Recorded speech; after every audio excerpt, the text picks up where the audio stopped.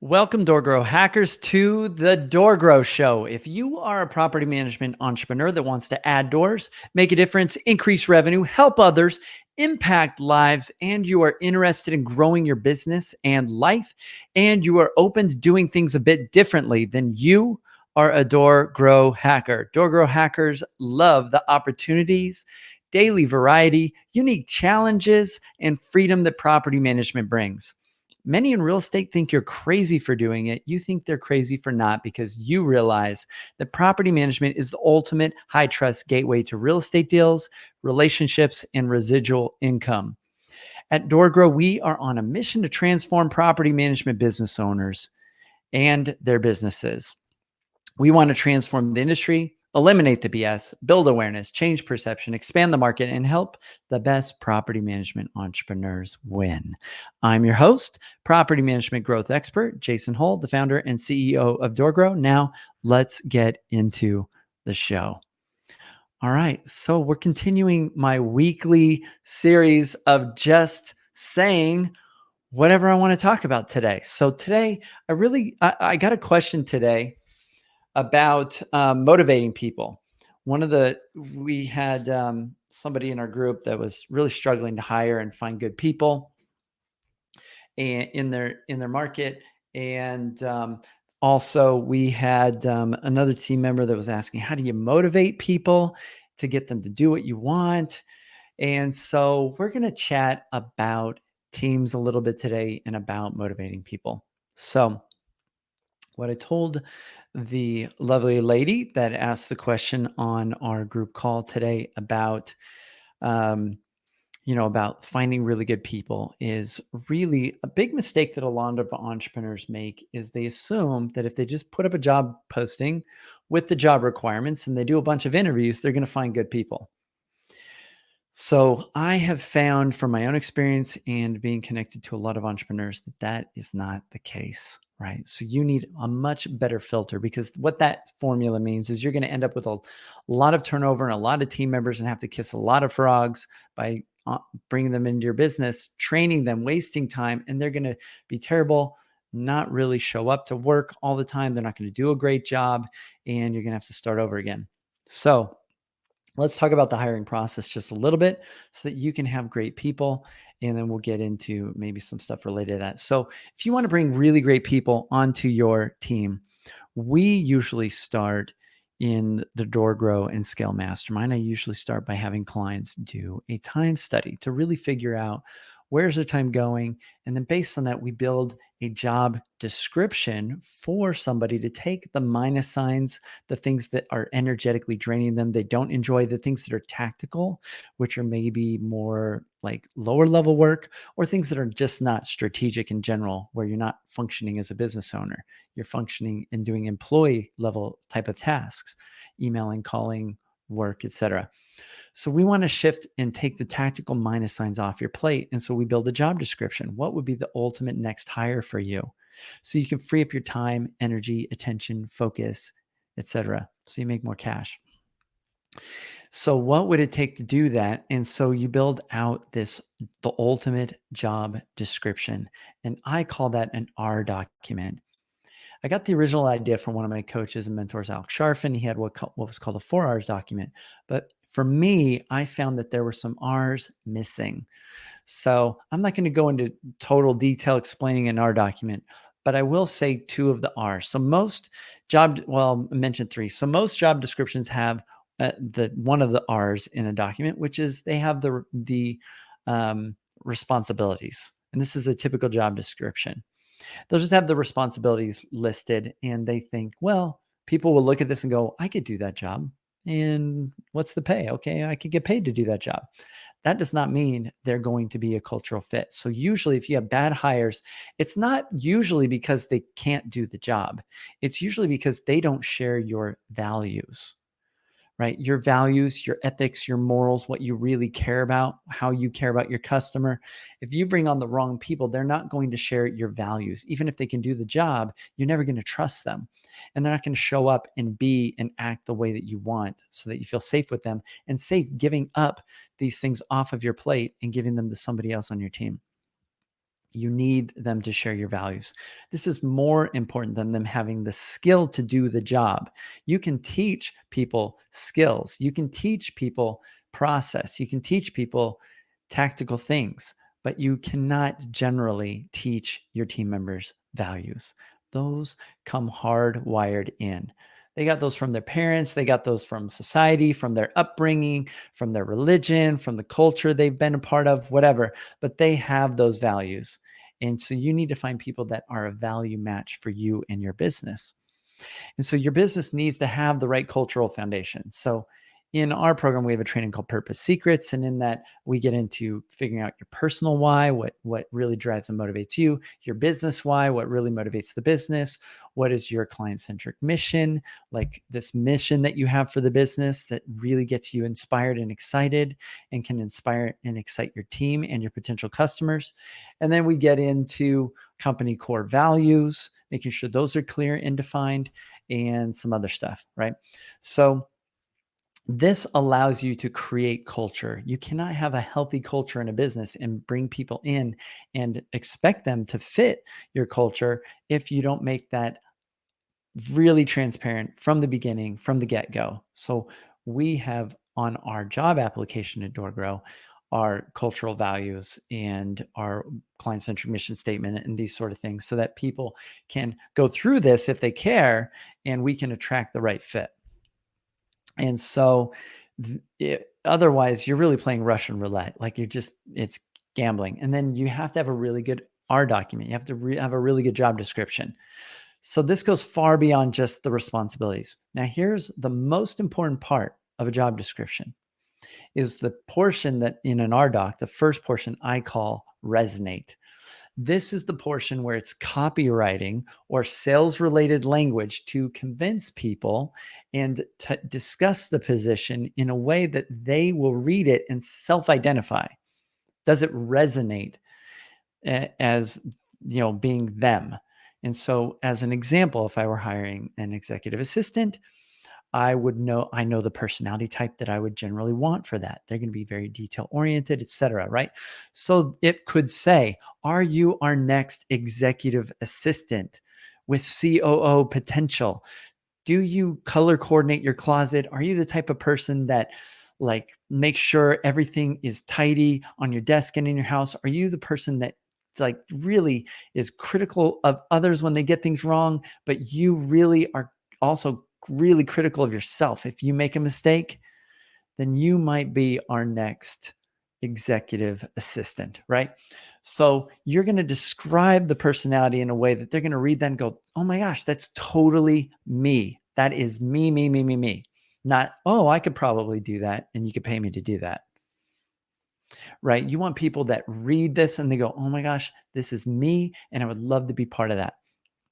The second part of a job description, that's the most important part, I believe, when hiring, because it helps filter out people and it helps you bring the people that you really want to attract, that are going to be excited about the job. And they are the ones that are willing to jump through all the hoops you might put in their application or interview process that will filter out the majority of people. So you don't get a bunch of garbage applicants that are like, oh, I'm going to apply to 10 different jobs. You want somebody that reads this, goes, that's the job I want. Like, I want to be part of that kind of team. And they're going to read then on your application, they're going to read your values and all and your culture. And they're going to be like, I want to be part of something like this, something bigger. You want to attract believers, not haters. The standard American employee that you hear about that complains about their boss and they think it's funny and culture, and these people live for the weekend and they just want to make fun of their boss and their job and be miserable. Those are hiders. Those are not believers. They do not believe in that boss. They do not believe in that company's mission. They haven't been given often anything to believe in. So you want to make sure that you attract believers, not hiders. So, and it needs to be the role that they know this is me. And so you have to understand the personality type. I mean, you need to know the Myers-Briggs type. You need to know the DISC profile type. You need to know different attributes about what is this person really like that would be naturally inclined to do this job, that would be really good at it. Now, Here's the R in the RDocs. That's the most important once you hire somebody. Once somebody's hired, the most important part is the results portion. The results portion is the portion where it talks about what are they responsible to accomplish? What are they expected to accomplish and get done? Because if they're not getting the results, it doesn't matter if they're fulfilling all of the responsibilities that you might have, which are also important to have in there. But if they're not getting the results, the end result, it doesn't matter if they're doing all, sort of doing or doing all the other responsibilities if the result isn't achieved, right? The result is what gets you paid. The result is what grows the business. The result is what, makes it worth it for you to shell out money to have this team member. So results are the most important thing. I don't care what else is in there unless they're getting the results done. That's the most important thing in the job description once somebody is a team member. And so they need to make sure they're achieving those results. Otherwise, they're not going to stay on the team. And that way they know these are the results I'm expected to accomplish on a daily basis, on a weekly basis, on a monthly basis, on a yearly basis, whatever those required results are. These are the results. So results don't lie, right? Results reveal the truth. Results are reality, and reality is God. Reality always is what is, right? It's the truth. And so that's that's kind of the beginning, right? If you do that, just those things alone, you will be far less likely to have difficult, crappy, bad team members. They're going to share your values. They're going to enjoy being part of your culture. They're going to believe in you as a boss. They're going to want to please you, and they're going to know how to please you because they know the results that you're looking to get. And it'll be very obvious having this yardstick by which to measure their performance, on a regular basis as you meet with them and say, hey, how are the results going? Right. So a lot of times in business, they try to micromanage and control their team members through KPIs. I'm not as big of a fan of that. And I don't see that as necessary when people really are the right role for the job. You don't have to force them. You don't have to coerce them. You don't have to micromanage them. They want to do a good job and they want to do those things if they're the right personality for that position. And if they're an A player that believes in your values and they believe in your company and they believe in you and they're inspired to work with you, you don't have to control them. So one of my favorite adages is basically whenever we fail to inspire, we always control. And so if you are focused on like lots of metrics and KPIs and these sort of things, and you feel that you always have to follow up with team members to find out and get information, you've built a system in your business in which you are micromanaging. You are a micromanager. That is what a micromanager is. And most people say, well, I'm not a micromanager. I don't want to micromanage my team. I hate micromanaging and I hate micromanagers. But most people are micromanagers that say that. If you have a performance-based culture, a culture in which people are doing what they really enjoy doing and they are inspired and they want to get great results, they are going to just do it. And you don't have to push them or motivate them because they're going to want to do it because that's fun for them and it feels good. And they get a sense of, respect and value and, out of doing this, a sense of status, maybe like they feel recognized for doing the things that they're doing, that they're supposed to be doing. They love their business. They love their job. They love their life. They love your business. And they get better and better at it. And if the focus is on results, it doesn't matter how they go about doing to get those results, as long as they do it within your values, your ethics, your morals. If they follow your values and they believe in your values, then you can trust them to get to the result in the right way. It doesn't matter if it's different than how you would do it. It doesn't matter if it's unique. You're going to find that if they know to focus on the result, they're going to get innovative, creative, and they're going to figure out clever ways to do it in less time, to get it done faster. But they're going to do it as long as they're doing it with your values at heart and they're getting those results. You're going to be very happy, right? This relieves you from having that burden to think for them and make decisions for them, where you get tons of questions from them constantly. And like, how do you do it? Like, should I do it this with this person or this? Like, follow the values, right? and you'll start to trust them more and more, and they'll start to learn to trust themselves in their own decision making. And then you're going to have leaders, not just followers and sheep in your business. Okay. So the other question that was popped up today was like, how do I motivate people? So gentleman in the group was like, how do I motivate people on the team? And so one of the things that I really like DISC assessments, and I like the values index that are in some of the more detailed DISC assessments. The values index has different values like political score, economic score, aesthetic score, charitable score, stuff like that. The one you want to look at when it comes to motivating people is the economic score. And I know that sounds a little weird, but all of these will help you understand somewhat what their values are and what they value. And the goal to motivate somebody is you either need to know what they want to move away from or what they want to move towards, which is what pain do they want to avoid and what pleasure do they want to experience. Now, most entrepreneurs mistakenly assume most people are motivated by money. Here's why. Entrepreneurs tend to have a high economic score, which means they value money. Most people on the planet, though, most of our team members, they do not have a high economic score. It's going to be a low economic score. And that means they value recognition. Recognition is more important than just getting bonuses. Now, entrepreneurs and typically salespeople, we tend to have a high economic score. Now, if you see somebody, they have a low economic score and they have a high charitable score, actually paying them more money or excessive amounts of money or too much money, or even just sometimes more money than they would normally be paid because they did better performance, a lot of times those people will feel guilty. Some of these people feel guilty about getting more money. They have a high charitable score. They want to like help people and they care about the poor and they want to like volunteer and do this sort of thing. And you just throwing money at them makes them feel like you just care about money. And that actually hurts performance. And so one way to not motivate people is to pay them more money or give them bonuses or incentivize things financially when their economic score is low. So you need to be careful of that. Now, if they're motivated by money, and then this is why those type of team members, like salespeople, generally have part of their pay connected to performance, bonuses, commission structures, stuff like that. So now, if the economic score is low, they are recognition motivated. So just having a really good culture of accountability and a really good planning system, strategic planning system in the business. So we have what we call DoorGrow OS, which I believe is better than EOS, which has some fundamental flaws I've talked about before. A lot of entrepreneurs are into EOS and traction and this sort of thing.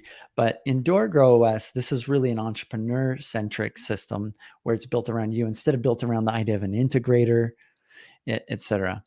And I could go on talking about the flaws of EOS, but generally our clients that come from the EOS system and implement DoorGrow OS see a much better result. They feel a lot more calm and quiet in their business. Things get a lot less noisy. They have team members that are far more accountable, and the team are part of the communication and culture and the planning process and buy-in instead of it being very top down. And they're a lot more motivated, especially because B players, instead of A players, B players that are hiders, they do not want to be in a situation or a system in which they are accountable and everybody gets to see them. But A players, people that are not hiders, the believers, A players, they love to be recognized and they love to be seen and they want recognition. That's more important than them getting more money. They want to be recognized, and this allows them to be seen. It allows them to experience status. It allows them to feel recognized and do a good job. And so that kind of culture is a performance culture, and it will filter out the riffraff. It will prevent you from having bad bad team members. I've got all these alarms going off that I need to wrap this up for my next meeting or appointment. Okay. So, recognize the other thing you want to recognize when trying to figure out how to motivate people, you need to understand your team. So this is why before we even interview somebody, we have them in our application process jump through a bunch of hoops to get them to do a bunch of different assessments. So I won't go into all the different assessments that I'll have them do, but I usually have people do at least 3 assessments just to go through our application process. So if you have a really good RDoc that really resonates with them, gets them really excited about the job, and they really get excited about the culture and your company, they'll be willing to do all of the work in your application and jump through all those hoops. Most people won't. If they're just tire kickers, time wasters, people applying to lots and lots of different jobs, and they don't look at your job and go, I want that job. That's the job I want. I want to work for them. Then they won't go through and fill out everything on your application. Now, I like the DISC. I like Myers-Briggs. I understand those systems. I've taken time to learn those. I know what sort of job roles will do well. Which sort of personality types will do well based on those in certain positions. So I would recommend those. And then there's others that I'm into or that I like to use. But having them do assessments, you're going to know beforehand just by looking at all the applicants, that person would likely be good at this. That person may not. You may still want to interview some people based on their past experience. Maybe there were mistypes. Maybe they filled it out, wrong, or tried to answer it the way they thought you wanted them to be or to look. But that'll be really helpful for you to have assessments to be able to know these team members and to talk with these potential team members about, themselves to figure out, does this resonate with you? Is this accurate about you? What it says on your DISC, what it says on your Myers-Briggs, what it says on these other assessments? They can then chime in. And a lot of times you'll find they're like, wow, yeah, it's really spot on. Or they might say, not that part. No, I'm a little different than that. This helps you to understand whether or not that personality and that person would be a good fit and really enjoy that role. So that's going to prevent you from wasting a lot of time and a lot of money training, onboarding, and bringing somebody that's a bad fit. And you won't have to motivate that person because they will naturally be inclined to do that and do a good job. So that's a little bit about what we chatted about on today's call. If you're interested in joining about 70, I believe, entrepreneurs that we have in this mastermind, then reach out to DoorGrow. Check us out at doorgrow.com. And if you are enjoying this podcast and you want to be part of a community, our free community that we have online, feel free to join the Facebook group, which is doorgrowclub.com. And you can join our social media group there where you can ask questions of other property managers. And there's lots of really helpful people. So that's all I have to share, with all of y'all today. Until next time, to our mutual growth. And I hope you have a lot of success. Bye, everyone.